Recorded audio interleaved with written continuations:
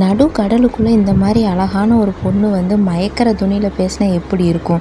அப்படித்தாங்க இந்த கடல் கன்னியும் நிறைய கடல் கொள்ளையர்கள் எல்லாம் ஒரு படகுல வந்துட்டுருக்கிறத பார்த்து அவங்கள சாப்பிட்லாங்கிறதுக்காக அவங்க மயக்கிற மாதிரி கவர்ச்சியாக வந்து நின்று ஒரு பாடலும் பாடுறான். அந்த பாட்டை கேட்ட உடனே பக்கத்தில் இருக்க எல்லா கடல் கன்னிகளும் ஒரு சிக்னல் கிடைச்ச மாதிரி பக்கத்தில் வந்து அந்த போட்டை சூழ்ந்துக்கிறாங்க.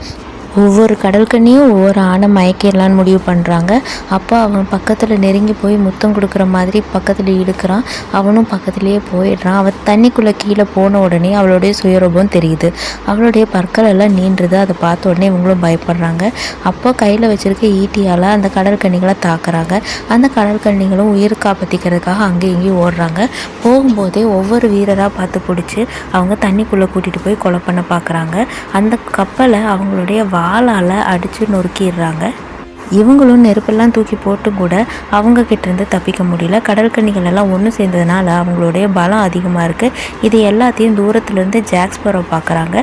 இவங்களை எப்படியாவது காப்பாற்றணுங்கிறதுக்காக அவங்க கையில் வச்சுருந்த தீப்புழம்புகளை வச்சுக்கிட்டு எல்லா கடற்கன்னிகளையும் விரட்ட முயற்சி செய்கிறாங்க. இருந்தாலும் கட்டுப்படுத்த முடியாத அளவுக்கு அவங்க ஆக்ரோஷமாக செயல்படுறதுனால அவங்க கையில் வச்சுருக்க தீப்பந்தத்தால் பெரிய கப்பலில் வச்சுருந்த எண்ணெய் பீப்பாய்கள் இருக்கிற ரூமை பற்ற வச்சு விட்டுறான். பயங்கரமான சத்தத்தோடு அது வெடித்து செதறுது. அதை பார்த்து பயந்து எல்லா கடற்கன்னிகளும் ஓட ஆரம்பிக்கிறாங்க.